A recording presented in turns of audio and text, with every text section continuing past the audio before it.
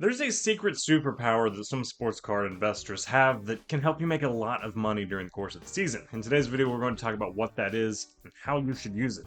First, here's your intro. A lot of sports card investors, myself included, have this thing that we do where we're like, we know sports better than most people. We're going to buy speculatively rookie cards of players that are going to have breakout seasons, and then we're going to make a lot of money.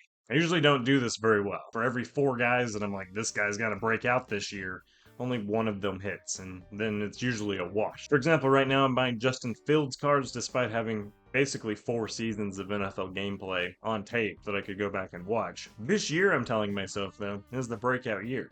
But here's what you should do rationally and what I try to do. It's a matter of figuring out who knows which players are poised to be breakout stars better than anybody. And my answer to that's the people who are literally paid to do it. That's their job. Of course, we're talking about Las Vegas, and of course, in today's episode, we're going to talk about using Vegas lines to sports card invest. So if you Google NFL Vegas odds, it takes you to Vegas Insider right here, which is one of the best sites because it compiles odds from all the different sports books. They have like week one odds at the top of the page. If you scroll to the bottom, there are individual award odds. And that's kind of what we're looking for. Super Bowl, it's great if you can predict who's going to win the Super Bowl, but that's not as valuable as the individual stuff. Win total, playoffs, just no.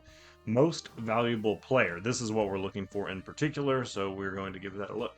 Of course, when it comes to MVP odds going into the season, most of the guys at the top are going to be the guys that you expect. Sorry, my hotel Wi-Fi is very slow. So here's the MVP list. Josh Allen, Lamar Jackson, Joe Burrow, Patrick Mahomes, Jaden Daniels. The top 5 guys, all their cards are insanely expensive. Those are not the guys that we're looking for. We're looking for the names that you would be surprised to see. Keep on going down. Jalen Hurts, Justin Herbert. Oh, here's one that's interesting. Baker Mayfield. One of the most recent sells for Baker Mayfield Prism PSA 10 rookie was $50, and then his peer, Josh Allen, who is from the same rookie class, his are selling for about $300. No, I'm not going to go as far as to say Baker Mayfield is Josh Allen and that his card should be priced the equivalent. But if you think about it, looking back on last year's, here's their stats from last year. I just double checked myself to make sure I'm not crazy. Mayfield threw for more touchdowns, significantly more yards, and Josh Allen's the dual threat quarterback that we all know and love, but he only rushed for 150 yards more than Mayfield. So Baker Mayfield had a phenomenal year last year, and I don't think his card should be worth 6 times less than the Josh Allen rookie cards. So Baker's my first example of somebody who might be underpriced, as pointed out by the Vegas lines. There are other guys on here too. Caleb Williams, Kyler Murray, Dak Prescott. The guys further down this list do feel like potential sleepers and their cards are probably undervalued. But you're trying to, with the MVP question at least, think about people who are going to be the Sam Darnold of 2025.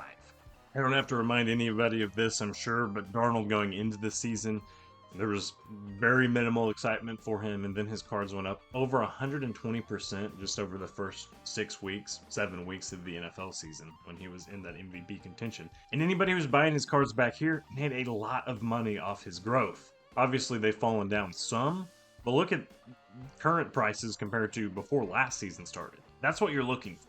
We can also look at Rookie of the Year. We can look at Player of the Year. I think that's Offensive Player of the Year, so this will probably be the non-quarterbacks. It's going to help put those in perspective. The MVP list is usually mostly just quarterbacks.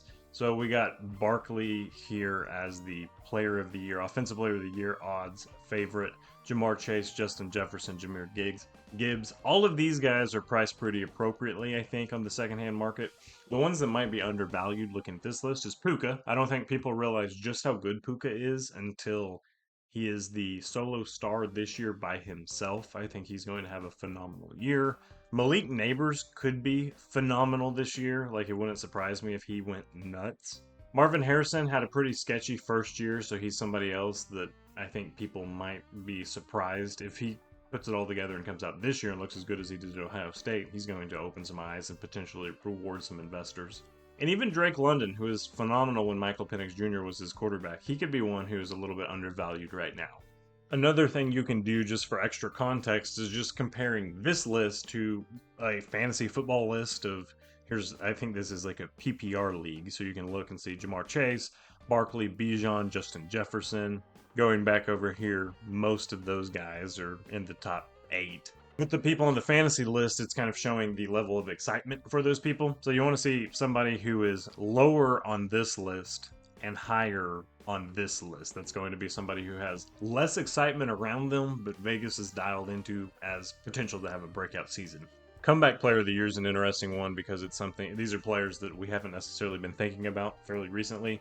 I don't see any on here that really catch my eye. Tua could be a good one, but I think the Dolphins are going to be horrible this year. If my Baker Mayfield hot take materializes, then Chris Godwin's going to be very good, but they have so much receiving talent in Tampa Bay that I'm scared to invest in them. Anthony Richardson's another one. I personally think he's horrible, but like if he does put it together and he looks like a competent quarterback, then look out. His cards are going to go up a lot.